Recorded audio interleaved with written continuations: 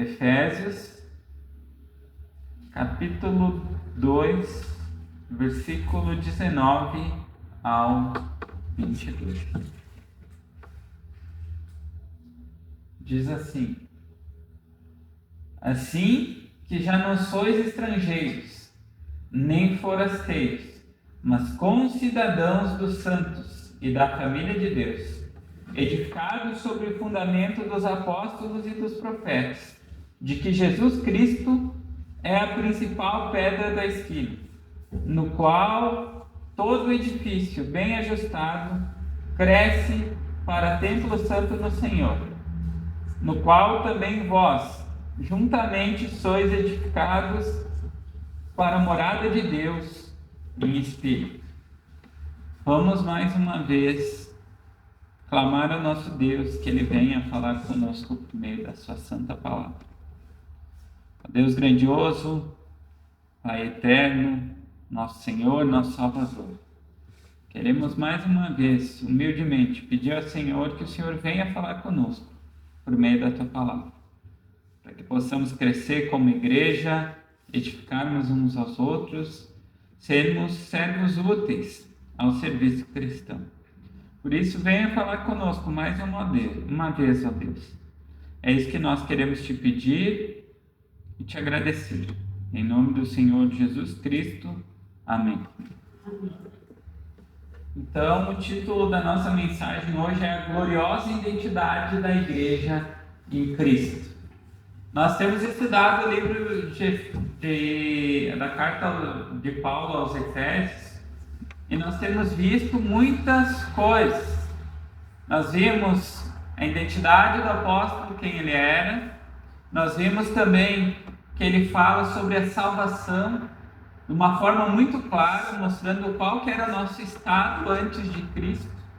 Que mostra que nós estávamos mortos em delitos e pecados. Mas ele começa a falar sobre a graça de Deus.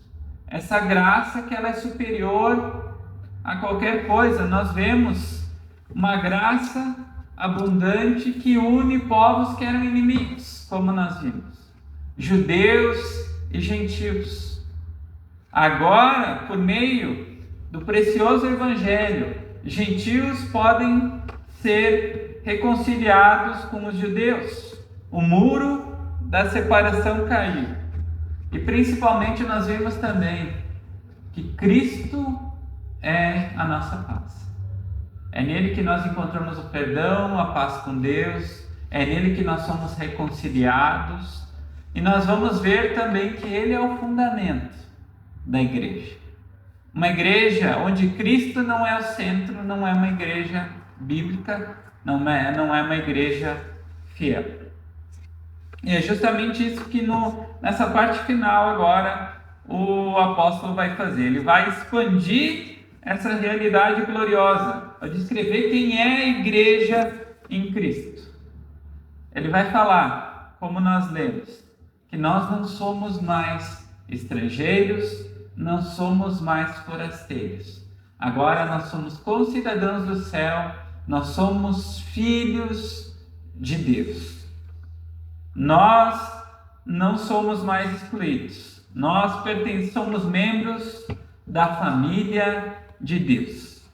Não mais espalhados, mas pedras vivas de um templo onde Deus habita pelo Espírito. Matthew Henry, ao descrever esse trecho que nós vamos ler, ele botou o seguinte no seu comentário: Cristo uniu os gentios e judeus num só corpo, e este corpo é agora descrito em sua nobreza espiritual: um reino, uma família e um templo. É isso que nós fazemos parte agora. Nós pertencemos a um reino, que o rei é o nosso Senhor Jesus Cristo. Uma família onde Deus Pai é o nosso Pai. E um templo, que nós somos templos do Espírito de Deus. Agora o Espírito Santo de Deus habita em nós, faz morada em nós os que cremos. E isso é algo maravilhoso. Portanto, eu quero que todos atentem agora para esse texto que vai trazer muitos ensinamentos preciosos para nós, como igreja, como filhos de Deus. O versículo 19 diz o seguinte: assim que já não sois estrangeiros, nem forasteiros, mas concidadão dos santos. A palavra aqui, estrangeiros, no grego, é xenoi. Refere-se àqueles que não pertencem ao povo, que são sem direito. Isso nós vemos quando pessoas vão a um país, eles não têm direito igual aos seus cidadãos. Eu já estive em outros países e eu pude presenciar isso. Você tem que ter até cuidado como você age com os cidadãos daquele país, porque as leis elas são muito mais severas se você não pertence àquele país. Nós vemos também que ele usa o termo forasteiros, que é paroikoi, que são os que vivem temporariamente em um lugar sem cidadania plena. Nós vemos hoje que tem pessoas da nossa cidade, no nosso país, que ainda são forasteiros, que não têm a cidadania, que qualquer coisa que acontecer pode fazer com que eles sejam deportados. É isso que tem acontecido lá nos Estados Unidos, é isso que tem acontecido em lugares onde eles têm abrangido ainda mais as leis relacionadas à imigração. Então, eles não têm a cidadania plena. Mas aqui Paulo, em contraste disso, ele vai afirmar que nós somos concidadãos dos santos, participantes da promessa e herdeiros com os santos. Eu quero que todos abram em Gálatas 3, voltando um pouquinho, Gálatas 3, versículo 29.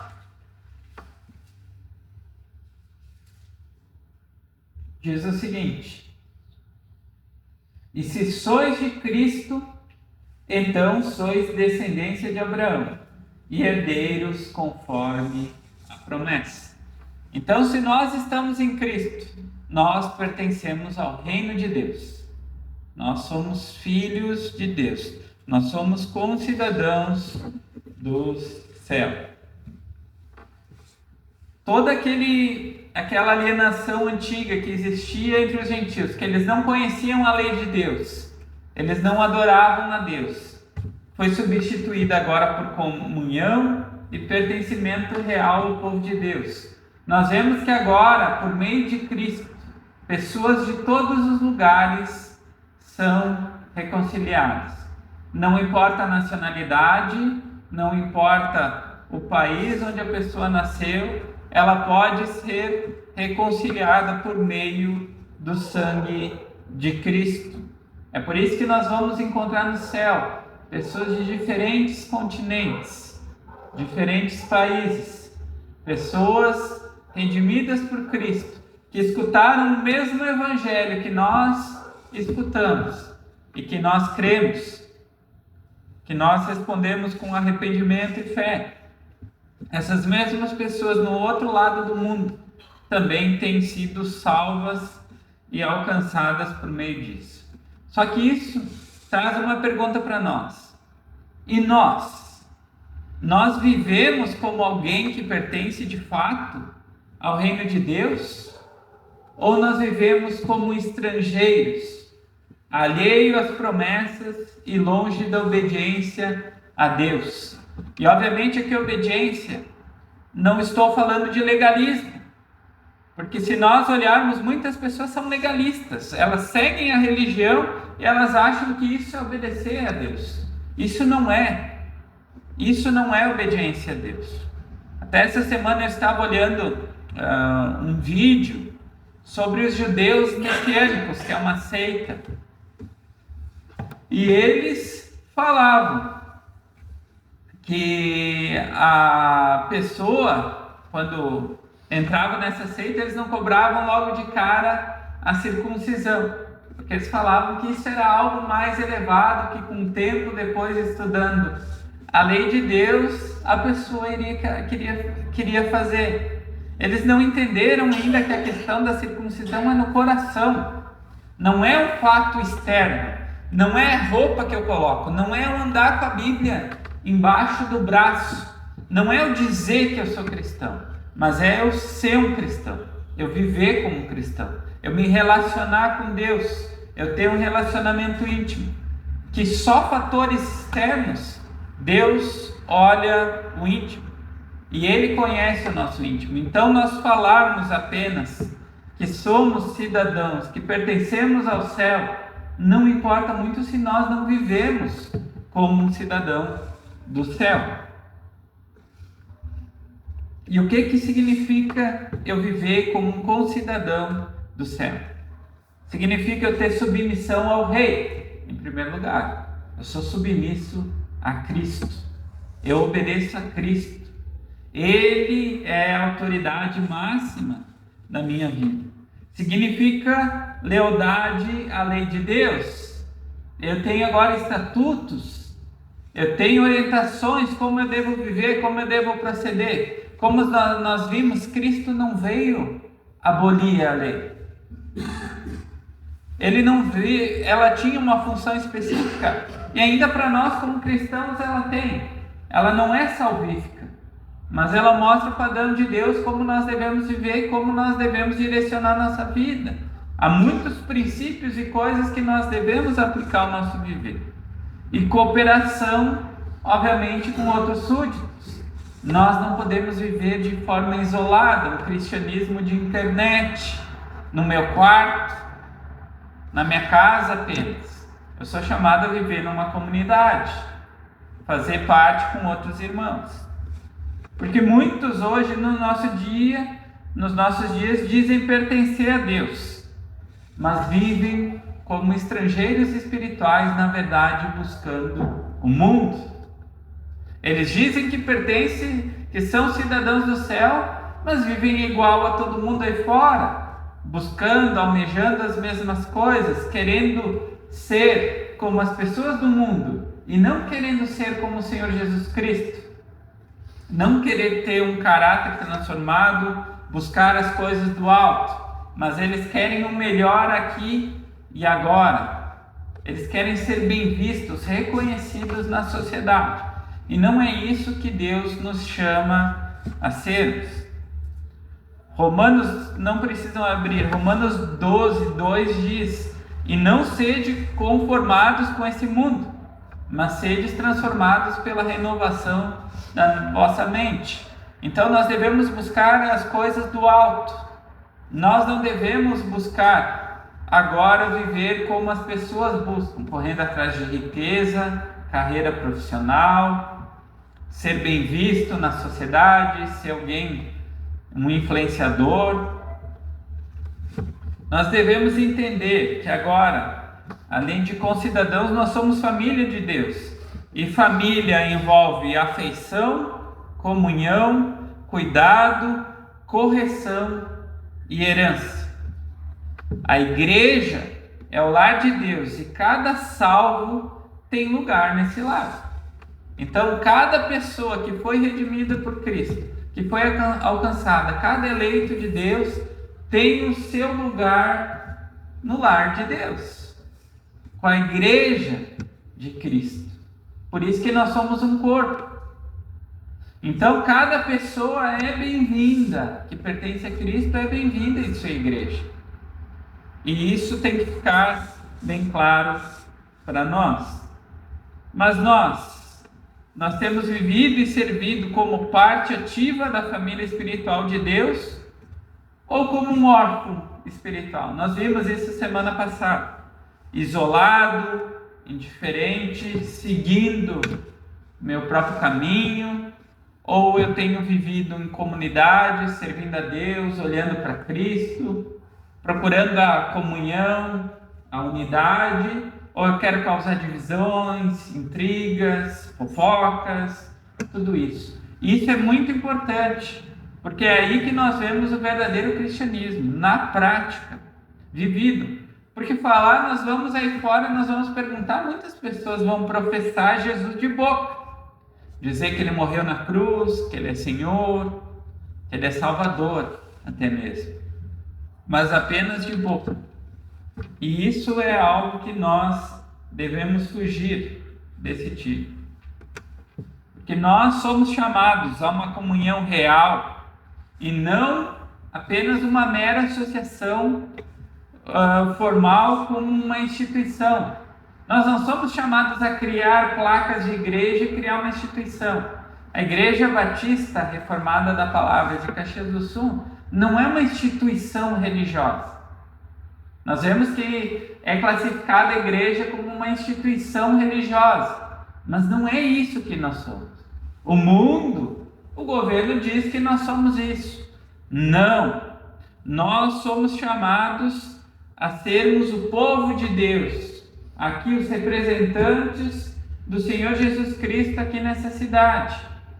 Nós pertencemos a Ele, nós somos cidadãos celestiais. Nós pertencemos a Ele, nós fomos comprados por um alto sangue. A igreja não é essa instituição. A igreja ela é a família dos remidos, onde há consolo, cuidado mútuo, perdão e crescimento. É isso que é uma igreja, onde tem todos esses aspectos. Obviamente eu não vou abrir todos os textos, mas eu coloquei um texto em cada. Eu vou citar brevemente para aqueles que anotam. Consolo, nós vemos isso em Romanos 12:15. Cuidado, Gálatas 6:2. Perdão, Colossenses 3:13. E crescimento mais para frente que nós vamos ver também é Efésios 4:16.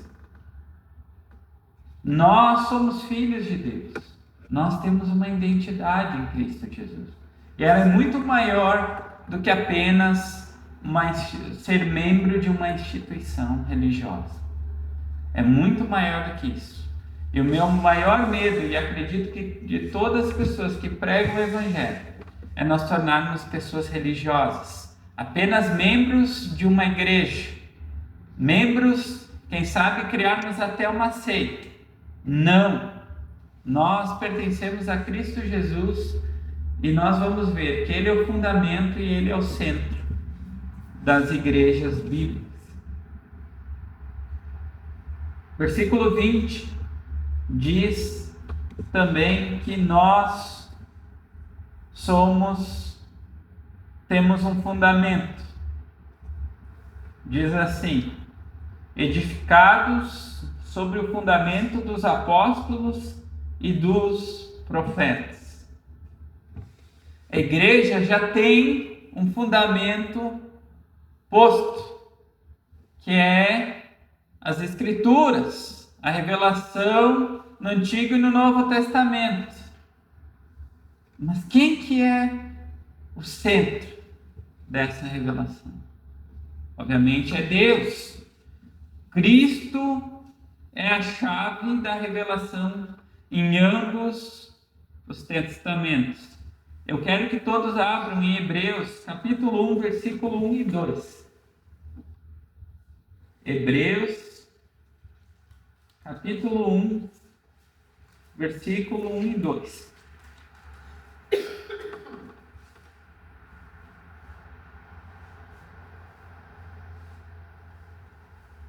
Diz o seguinte a palavra de Deus: havendo Deus antigamente falado muitas vezes e de muitas maneiras aos pais pelos profetas, a nós falou-nos nestes últimos dias pelo Filho, a quem constituiu herdeiro de tudo, por quem fez também o mundo. Cristo é o fundamento. Os apóstolos e os profetas, apesar de ter tido grande utilidade, eles não são os alicerces pessoais. Eles são apenas os canais da verdade sobre a qual o edifício espiritual é construído. Cristo é o fundamento. É que nem hoje numa igreja, não é o pastor, o pregador, que é o alicerce da igreja. O alicerce da igreja, o fundamento da igreja é Cristo. pregador, a pessoa que proclama a palavra de Deus, ela é um canal por qual essa palavra é proclamada. Mas o alicerce é somente um, que é Cristo Jesus. E com tudo isso, nós precisamos avaliar se o nosso cristianismo é realmente fundamentado em Cristo e na sua palavra, ou ele é edificado sobre tradições humanas, sentimentos ou pragmatismos. Porque todos nós viemos de lugares diferentes. E muitas vezes nós queremos colocar, impor coisas que nós aprendemos na nossa vivência, na nossa antiga igreja, na maneira como nós vivemos. Mas nós devemos lembrar que isso tudo não passa, se não tem base bíblica, não passa de tradição humana, que não serve de nada e, portanto, deve ser rejeitado. Pragmatismo, nós olharmos para as igrejas aí fora e ver o que dá certo, mesmo que não seja bíblico, vamos trazer para a nossa, está dando certo em determinada igreja. Então vamos colocar, porque quem sabe assim nós alcançamos, porque nós alcançamos mais pessoas, talvez. Então, nós precisamos avaliar tudo isso. Ou até mesmo sentimentos, que eu senti, porque eu vi isso, por causa que eu senti aquilo, e agora nós vamos colocar na igreja. Que Deus me revelou agora uma nova forma que nós devemos agir como igreja. Não, nós temos aqui na palavra de Deus tudo como nós devemos viver, ser como igreja de Cristo. Essa é a direção, é nosso manual. Toda igreja fiel, ela deve estar alicerçada doutrinariamente na palavra de Deus. Nós somos guiados pela palavra de Deus. Até acima de confissões, até acima de documentos históricos.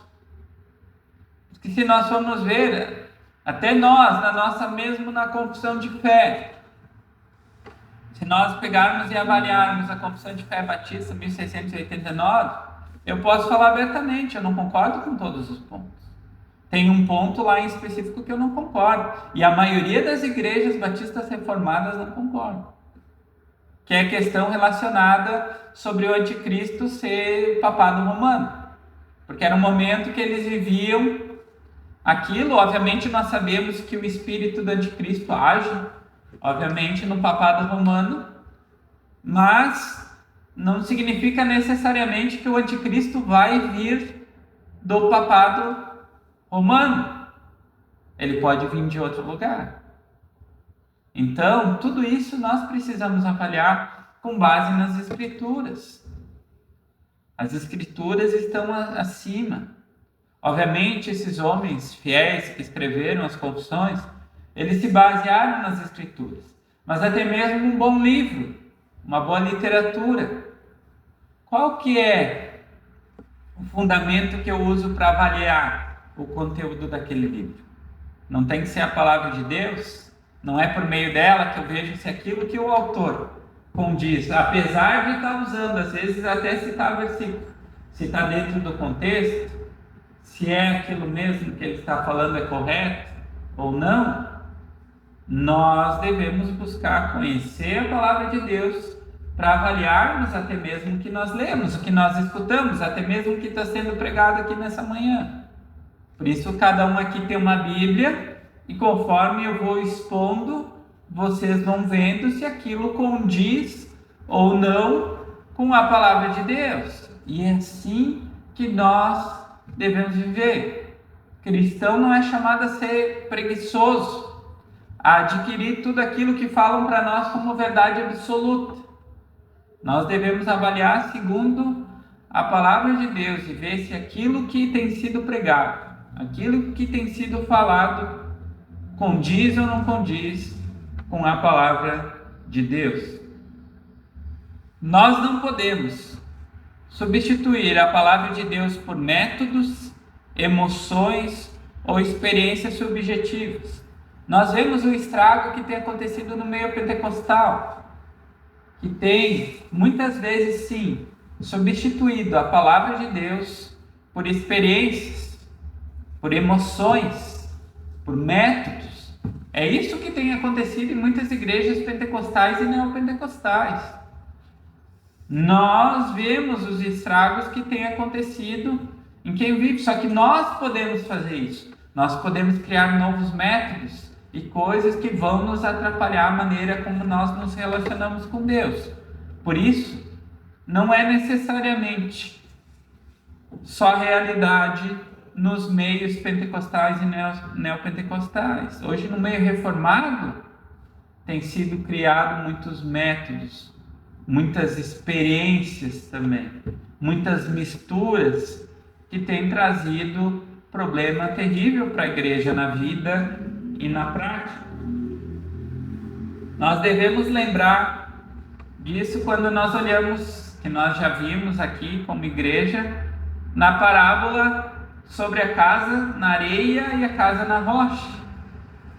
Vai depender onde está o nosso fundamento, se nós vamos permanecer ou se nós vamos ruir. E é isso que agora o apóstolo Paulo vai falar na segunda parte do versículo 20. Ele diz o seguinte, de que Jesus Cristo é a principal pedra da esquina. Aqui nós vemos que Jesus também é usado em algumas linguagens como a pedra angular. A pedra de esquina ou a pedra angular nas construções antigas era essencial.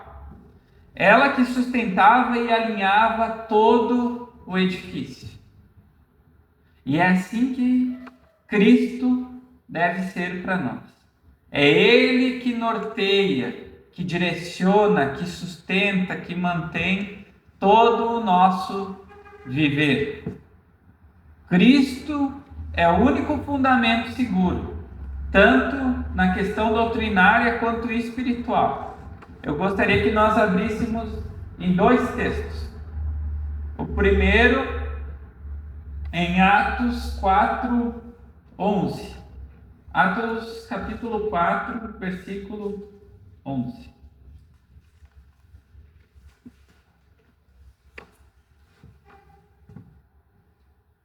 Diz o seguinte: Ele é a pedra que foi rejeitada por vós, os edificadores, a qual foi posta por cabeça de esquina.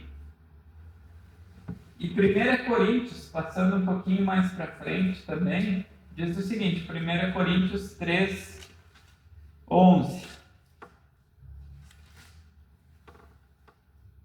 Porque ninguém pode pôr outro fundamento, além do que já está posto, o qual é Jesus Cristo. Então, não há outro fundamento. Não podemos acrescentar e colocar nada. Cristo Jesus é o fundamento da igreja, do povo de Deus. Ele é o fundamento único. Ele não divide, como nós vimos, a sua honra, a sua glória com ninguém. Nós temos um fundamento perfeito. Todos os cristãos, eles dependem de Cristo, como as pedras dependem da pedra angular. Fora de Cristo Jesus não há unidade e nem estabilidade. Nós estamos unidos aqui por causa de Cristo. Não é por causa de um pregador, por causa de um pastor, por qualquer outra coisa. Nós viemos na igreja por causa de Cristo. Nós estamos aqui porque quem Cristo é para nós? Cristo é o nosso Senhor, Cristo é o nosso Salvador, é o nosso Deus. É por isso que nós estamos aqui. É por isso que nós suportamos uns aos outros. É por isso que nós aprendemos uns com os outros. É por isso que nós vivemos em comunidade. É por isso que nós procuramos amar uns aos outros, respeitarmos uns aos outros.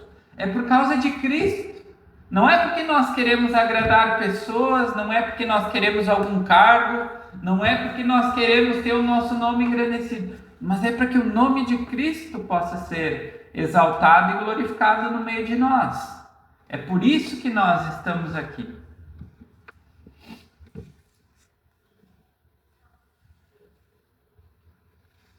Mas além de Cristo ser o fundamento, a pedra angular da igreja, Ele é isso também, o centro e o sustento da minha vida? Ou Ele é apenas uma peça decorativa no edifício espiritual que eu criei? Cristo é apenas um apetrecho, apenas um quadro que eu coloco lá e mostro para todo mundo? Ou Ele é o centro, ou Ele é o fundamento? Nós podemos apenas acrescentar Cristo à vida, mas Ele deve ser o centro estruturante de tudo. É muito triste, e eu tive a triste oportunidade de ver isso na prática. Muitos aqui sabem que o Senhor me levou para fora como missionário para mostrar que eu era um ímpio. Lá Ele houve a conversão. E para mim foi muito triste, vendo o ambiente na Tailândia, que eu encontrei lá nas igrejas. É um país politeísta, que tem muita influência não apenas do budismo, do islã, do hinduísmo, que é muito forte. Quando você estuda o budismo, você vê que é uma influência muito forte do hinduísmo também. E nas igrejas evangélicas, que haviam lá, grande parte pentecostal, neopentecostal, as pessoas aceitavam, entre aspas, porque nós sabemos que é Deus que nos aceita, não nós a Ele, aceitavam Jesus como mais um. Eles criam em Jesus, mas também mantinham todas as práticas passadas. E quão terrível é isso? Nós vivermos uma falsa fé, uma falsa esperança, colocando Cristo como um acessório, como um amuleto, que vai nos trazer talvez prosperidade, que quando eu recorri a todos os outros e não consegui, daí eu vou até Cristo, como um acessório. E quão terrível isso é, que você via, obviamente, que o fundamento daquelas igrejas não era Cristo. Era apenas uma religiosidade falsa e morta. E que não seja assim na nossa vida.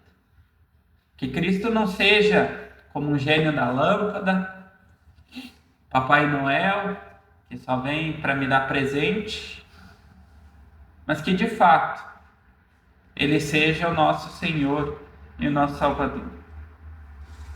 Porque a fé que não tem Cristo como fundamento, ela vai ser abalada nos dias maus.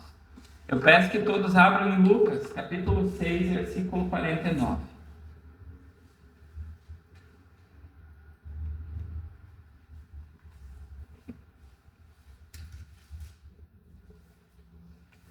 Porque é nesse momento que nós vemos a verdadeira fé.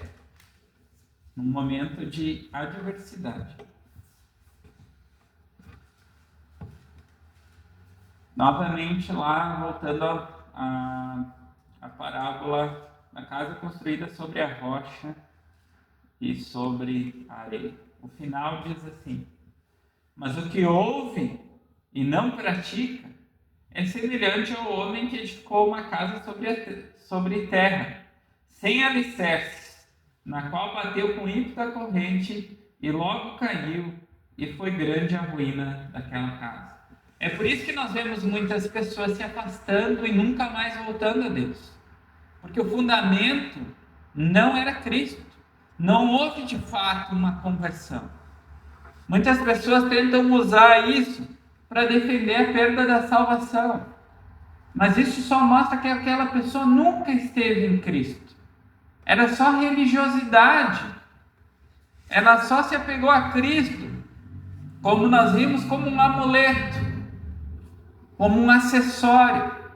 Cristo não era o centro da vida daquela pessoa.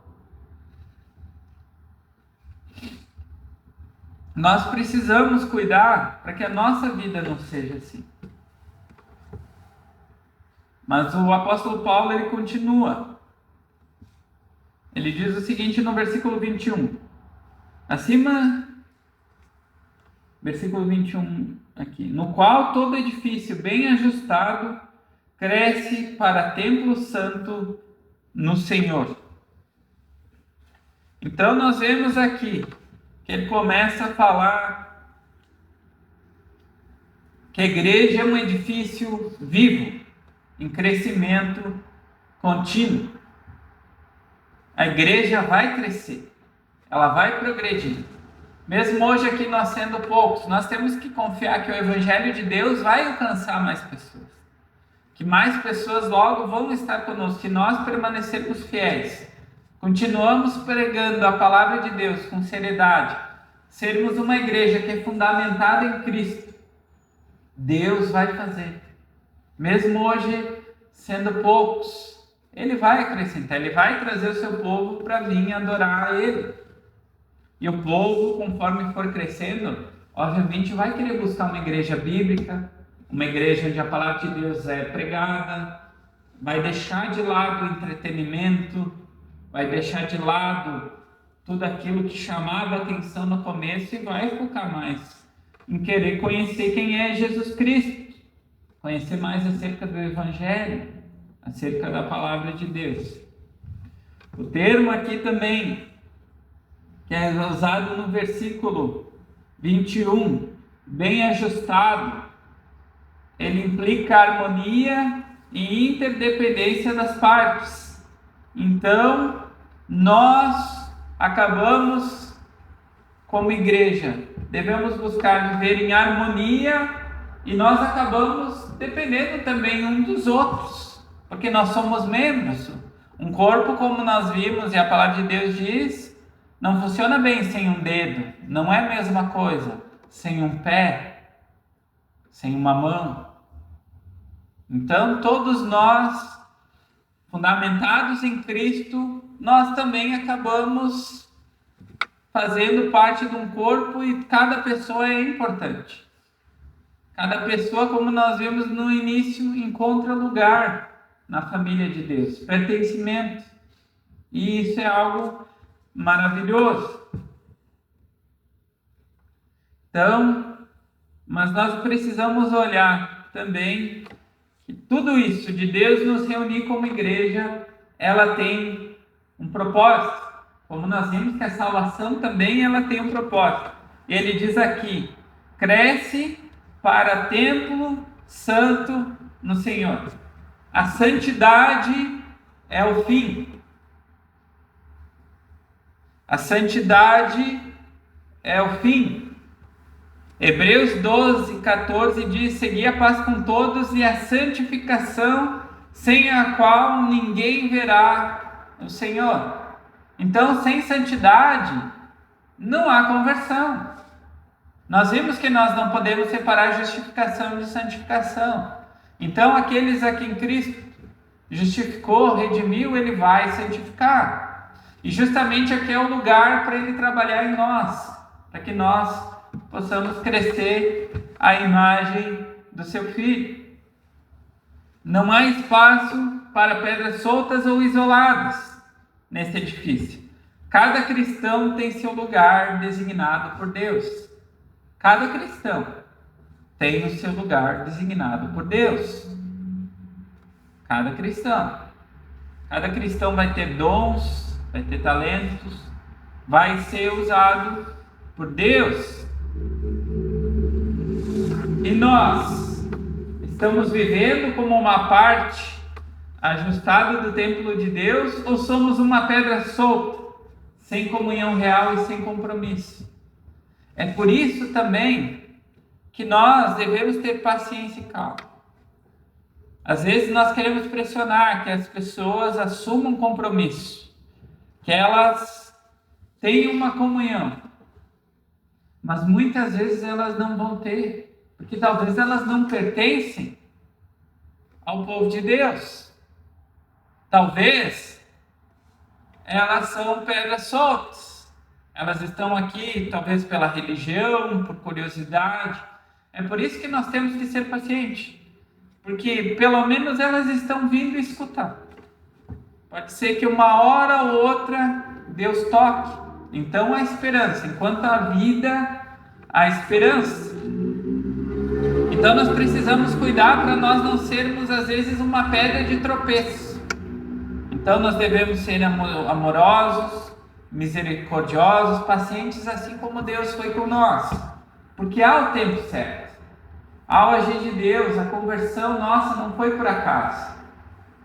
Foi no momento que Deus quis. No momento que Ele quis revelar para nós o seu Filho. Então nós devemos ser pacientes. Confiarmos que aqueles que pertencem a Deus vão vir, vão permanecer, vão se unir a nós na causa de Cristo. E talvez muitas pessoas vão passar e não vão ficar. E isso faz parte na igreja. Igrejas aí com muitos anos já vivenciaram isso. Quantas pessoas, às vezes até mesmo milhares, passam e não permanecem. Mas aqueles que pertencem a Deus vão permanecer e vão servir e vão ser úteis à obra de Deus. O crescimento da igreja é orgânico e espiritual. Ele não é apenas numérico. Nós vemos as igrejas hoje focando muito em crescimento numérico, estratégias para atrair pessoas, para um crescimento explosivo. Até mesmo há livros com esse nome mesmo. Eu já li um, crescimento explosivo, como se dependesse da força humana, da sabedoria humana e não dependesse de Deus. É Deus quem dá o crescimento, é Deus quem faz a obra. Obviamente Ele nos usa. Nós, como vimos, nós somos o canal, mas nós não somos o alicerce. Nós não somos o fundamento. Nós devemos lembrar isso e se colocarmos no lugar que pertence a cada um de nós. Nós pertencemos à Igreja de Cristo, qual Ele é o fundamento, o qual Ele é a cabeça. E Ele está acima de todos. E Ele não divide a sua honra, que nem eu falei, a sua glória, o seu poder com ninguém. Ele é soberano. Ele reina. É Ele que está à direita de Deus. Mas nós vemos que ele finaliza então no versículo 22, dizendo o seguinte: no qual também vós juntamente sois edificados para a morada de Deus em Espírito. Nós vemos agora que Deus não habita em templos físicos, como antigamente, mas agora Deus habita na sua igreja. Deus habita em mim. Deus habita em você que creu. Nós somos morada do Espírito de Deus. É por isso que quando a palavra de Deus diz que quando reunimos em 2 ou 3, Deus está lá. Por quê? Porque Ele habita em nós. Nós precisamos lembrar também que essa morada, ela é real e presente. Eu peço que todos abram em João 14, 17, voltando algumas páginas. João 14, 17.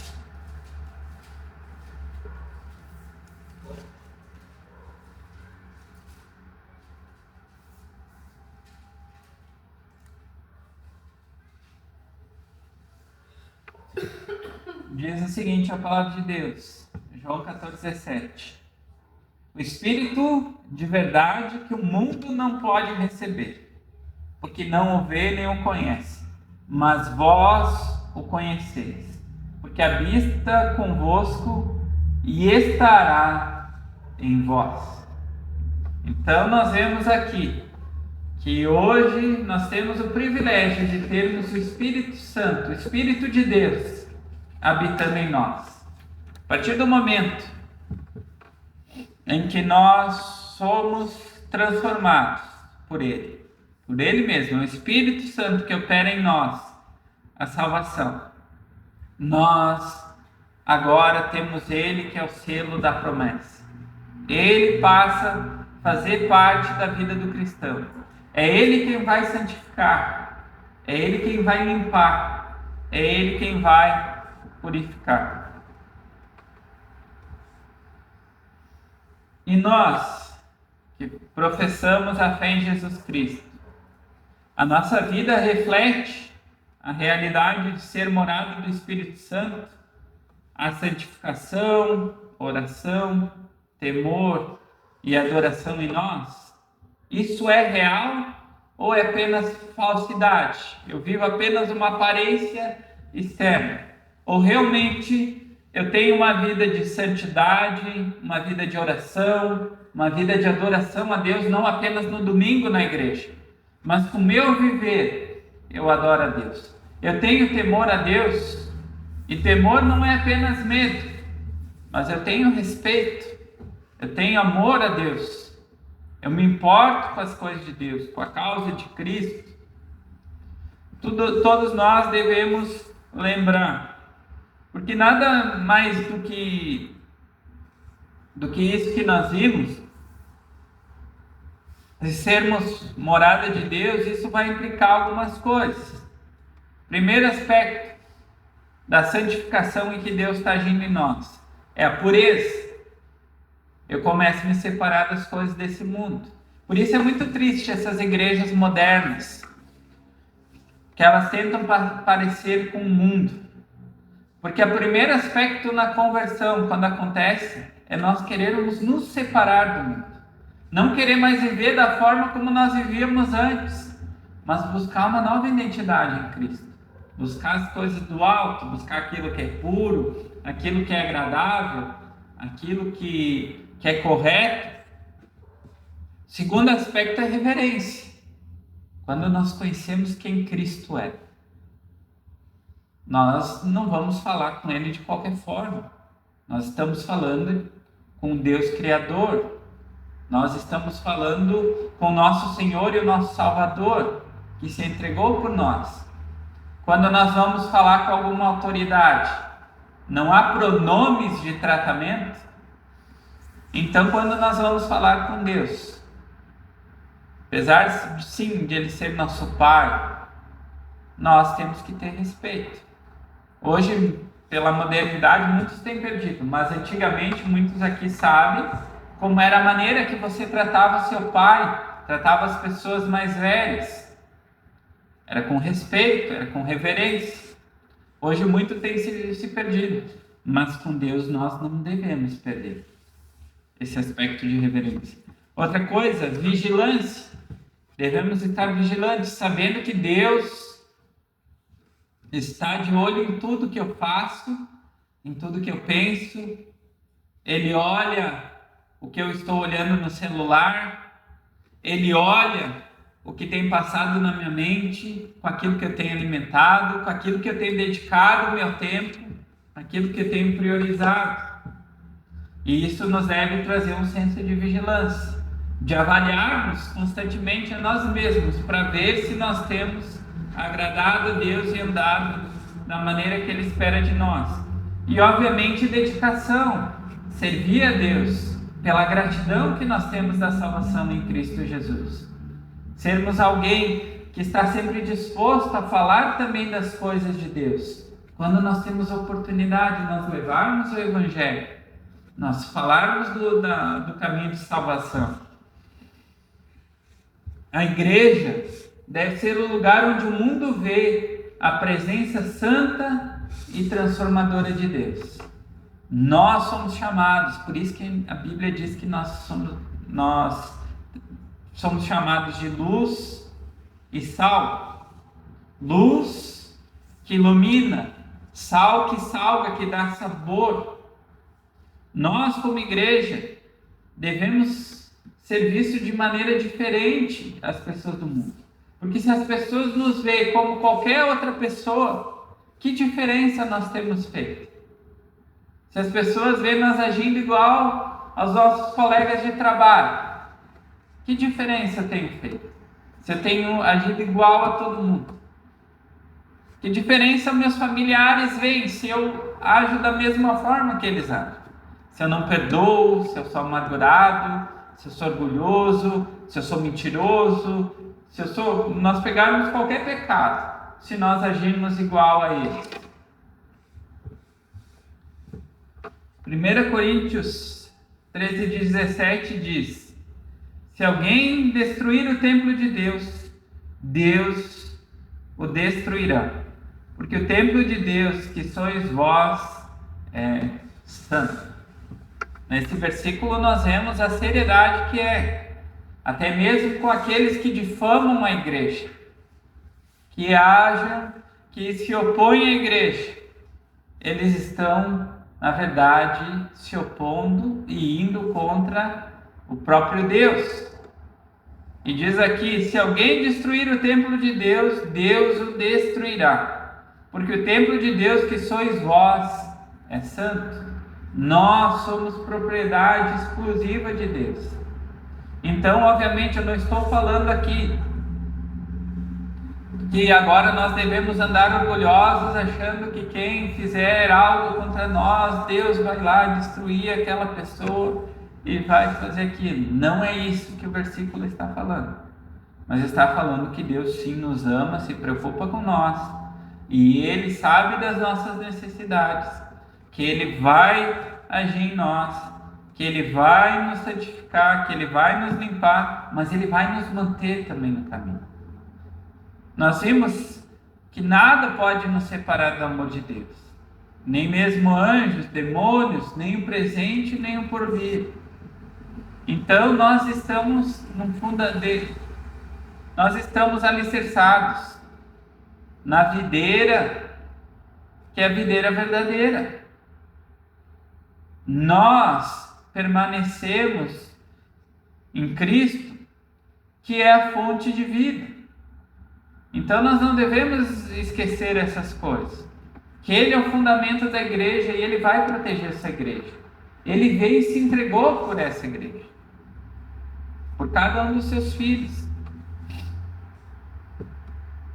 Em Cristo, nós fomos transportados da exclusão para a comunhão, da orfandade espiritual para a filiação divina, da dispersão para a unidade viva no templo santo de Deus.